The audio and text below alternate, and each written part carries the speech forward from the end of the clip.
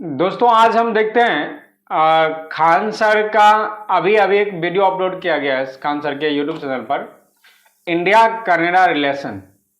आज इन्हीं वीडियो को देखते हैं और जो भी रिएक्शन है वो आपको देखने के लिए मिलेगा, इसलिए आप इस वीडियो को शुरू से अंत देखिए क्योंकि बहुत बड़ा वीडियो नहीं होने वाला है। तो चलिए देखते हैं। जय हिंद। देखिए, निज्जर की हत्या के बाद वैसे ही भारत और कनाडा के रिश्ते खराब चल रहे थे।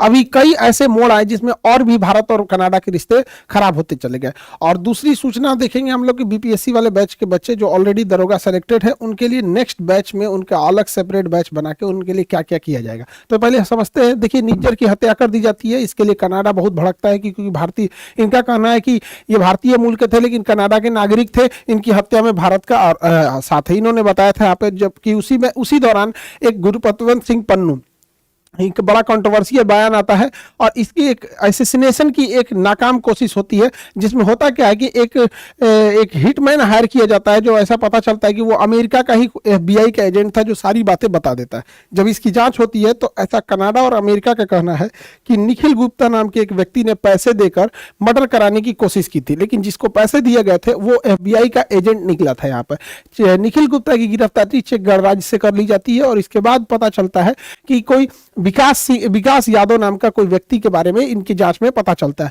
तो अमेरिका और ने अपने एफबीआई में मोस्ट वांटेड में डाल दिया है विकास। क्या चीज है? मर्डर के लिए है, मर्डर के लिए, हायरिंग करने के लिए, कॉन्स्पिरेसी के लिए, मनी लॉन्ड्रिंग के लिए। अब इनके 3 फोटोज यहाँ अवेलेबल है। ऐसा कहा जाता है कि ये पहले फॉर्मर रॉ एजेंट भी रह चुके थे। भारत का कहना है कि अब ये रॉ एजेंट में नहीं है, फिलहाल दिल्ली पुलिस के गिरफ्त में है। ये सारी घटनाओं के बाद कनाडा, अमेरिका और ये सब एक हो गए और भारत को कहने लगे कि ये घटनाएं भारत के लिए, भारत सही नहीं कर रहा है। भले ये जापान पे परमाणु बम गिरा दे, ये सही कर रहे हैं। पूरा इराक उड़ा दिए, वो सही है। पूरा सीरिया उड़ा दिए, वो सही है। 1 साल से Hamas, Israel, Lebanon, Iran, Yemen चल रहा है, वो सही है। यूक्रेन में लड़ाई हो रहा है, वो सही है। वियतनाम पे 27 करोड़ बम गिरा दिए, वो सही है। लेकिन भारत अपना चुपचाप टुकड़ा करा ले, ये यही चाहते हैं। अभी भी जिनको लगता है कि यूरोप वाले हमारे दोस्त हैं, अभी भी अपनी आंखें खोल के देख लीजिए, आपको पता चल जाएगा क्या है।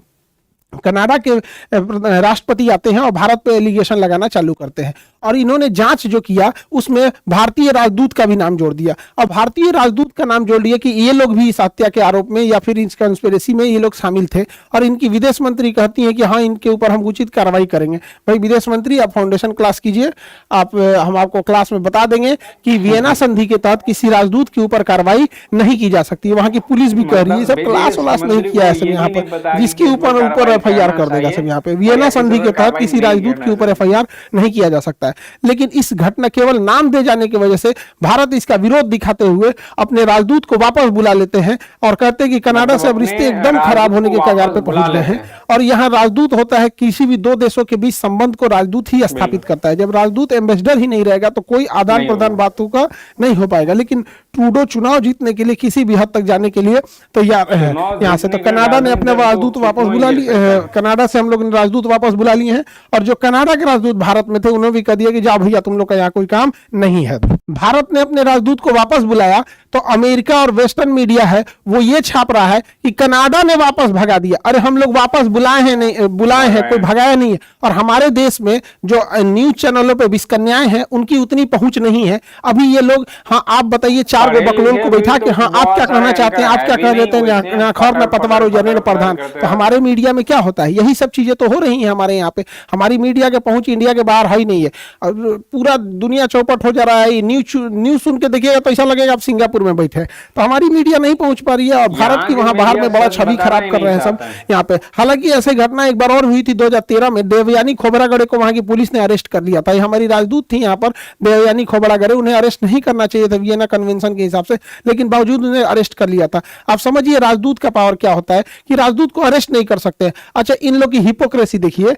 ईरान का राजदूत बैठा था सीरिया में, ईरान का राजदूत सीरिया में बैठा था, इजराइल ने बम गिरा दिया। तो भाई इजराइल ने बम गिरा दिया, ये अपने सेफ्टी के लिए कुछ भी कर सकता है। तो भाई जब इजराइल को अधिकार है अपनी सेफ्टी का करने के लिए, तो भारत को क्यों नहीं अधिकार है अपनी सेफ्टी के लिए काम करने के लिए? तो लेकिन भारत के लिए ये लोग नियम लगाते हैं। ये मतलब इनका अपना है, या अंग्रेजों के लिए कोई नियम नहीं होता है यहाँ पर। अब ये सब अपना एक ग्रुप बनाए हैं सब, 5 आईज, 5 देश मिलके फाइव आईज बनाए हैं सब, कि मतलब कुछ भी होगा हम लोग थुथुर पे लाठी रोक लिया जाएगा, हाँ हाँ हाँ हाँ करके चिल्लाए जाएंगे हम लोग, एक ही जगह हो जाएंगे लोग, पांचों लोग मिलकर। कौन है भैया? कनाडा अमेरिका है यहाँ पर इस एरिया में, ऑस्ट्रेलिया न्यूजीलैंड है और ये ब्रिटेन है यहाँ पर। यही मोदी जी गए थे तो मोदी जी को बॉस कहा गया था।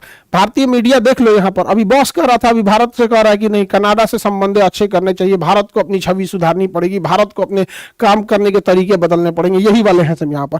तो ये फाइव आईज एक हो गए हैं सब और भारत को नसीहत दे रहे हैं सब। अब कनाडा में ये सारा चीज इलेक्शन की वजह से हो रहा है। अब समझिए कनाडा की जो डेमोग्राफी देखते हैं हम लोग यहाँ पर, तो कनाडा की अगर आप टोटल आबादी देखेंगे उसमें तो लगभग 4 करोड़, पौने 4 करोड़ के आसपास आबादी मिलेगी।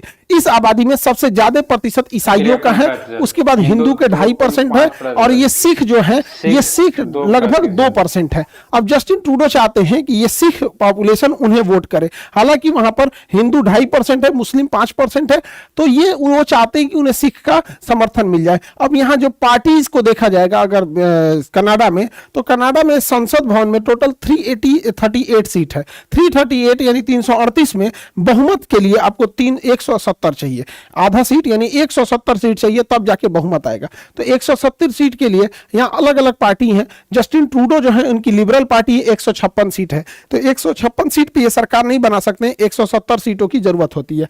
जबकि कंजर्वेटिव पार्टी के पास 118 है, तो दोनों लोगों के पास स्पष्ट बहुमत नहीं है, इसलिए इन्हें गठबंधन की जरूरत पड़ती है। अब ब्लॉक पार्टी के पास 32 सीट है और न्यू डेमोक्रेटिक पार्टी के पास 24 सीट है। न्यू डेमोक्रेटिक पार्टी जो है ये खालिस्तानी सपोर्टर पार्टी है यहाँ पर, और इन्हीं के सपोर्ट से इनकी सरकार चल रही थी। जब इनका गठबंधन था तो इनके पास न्यू डेवलपमेंट पार्टी से, जब गठबंधन डेमोक्रेटिक पार्टी से था तो इनके पास 180 सीटें थी गठबंधन की वजह से, तो 170 चाहिए, 156 इनका 24 इनका, तो 180 हो जाता था। लेकिन अभी इनसे गठबंधन टूट गया तो इन्हें मजबूरी में ब्लॉक से गठबंधन करना पड़ा, तो जब ब्लॉक पार्टी से किए तो 188 हो गया। यानी अभी तो जैसे तैसे इन्होंने सरकार बचा लिया जस्टिन ट्रूडो ने, लेकिन जब इलेक्शन है अगले साल तो इलेक्शन में देखा जाएगा कि ये चाहते हैं कि ज्यादा से ज्यादा समर्थन मिले। लेकिन भारत के लोग ये ना सोचे कि सरकार बदल जाएगी और लिबरल पार्टी की जगह कंजर्वेटिव पार्टी आ जाएगी तो इन लोगों की चीजें चेंज हो जाएंगी। ऐसा चेंज नहीं होगा। ये लोग हमेशा से दूसरे हर देशों के, जैसे वो चाइना को बढ़ा रहा है, चाइना के बदले में इंडिया को तैयार कर रहा है, एक समय था इंडिया को काउंटर करने के लिए पाकिस्तान को तैयार कर रहा था, तो बहुत ज्यादा चेंजिंग नहीं आएगी। हाँ, लेकिन ट्रूडो के नहीं रहने से ये जो बदतमीजी हो रही है तो ये बदतमीजी सुधर जाएगी यहाँ पर, क्योंकि ना कुछ चीजें जब ज्यादा आउट ऑफ कंट्रोल हो जाती हैं तो कंट्रोल करना बड़ा मुश्किल हो पाता है। तो जस्टिन ट्रूडो अगर नहीं रहते हैं तो थोड़ा बहुत कंट्रोल हो जाएगा यहाँ पर। हालांकि कंजर्वेटिव पार्टी से भी बहुत ज्यादा उम्मीद नहीं लगाया जा सकता है। अब भारत को इसके जवाब के लिए ब्रिक्स देशों को मजबूत करना चाहिए, क्योंकि ब्रिक्स में वही देश हैं जो कनाडा और अमेरिका की आंख में खटकते हैं।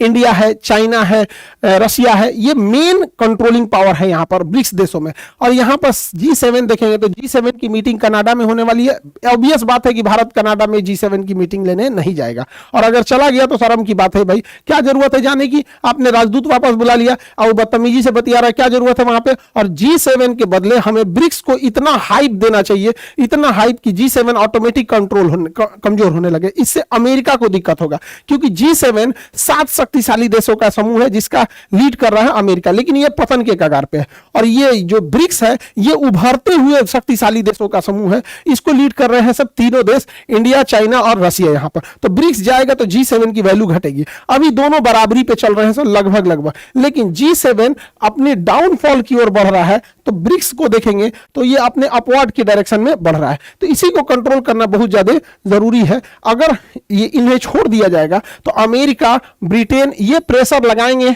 किस चीज के ऊपर? कनाडा के ऊपर।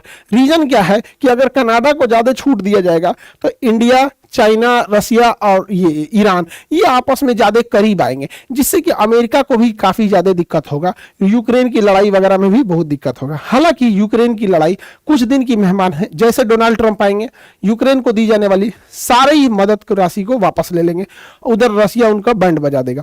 लेकिन हाँ, डोनाल्ड ट्रंप के जीतने के बाद इजराइल को भी खुली छूट मिल जाएगी। उसके बाद गाजा पे हमला तो हो ही चुका है, अब लेबनान पे भी हो जाएगा और हो सके तो ईरान पे भी हो जाएगा, क्योंकि डोनाल्ड ट्रंप तो ओपनली कह चुके हैं इजराइल से कि ईरान के जो न्यूक्लियर फैसिलिटी है वहां पर अटैक किया जाए। ये वाला चीज आप समझ गए होंगे। और जो बिहार दरोगा में ऑलरेडी बच्चे सेलेक्टेड हैं, इस बार उनके लिए गोल्डन अपॉर्चुनिटी है, क्योंकि आप 15 साल ड्यूटी करेंगे तो डीएसपी बनेंगे।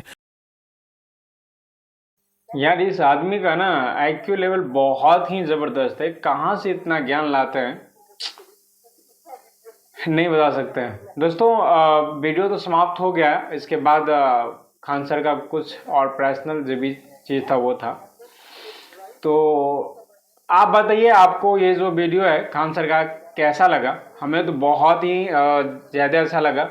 अगर आपको ये वीडियो पसंद आता है और मेरा रिएक्शन भी, तो आप इस वीडियो को शेयर कीजिए और सपोर्ट दिखाइए अपना। मिलते हैं अगले वीडियो में, तब तक के लिए जय हिंद, जय भारत।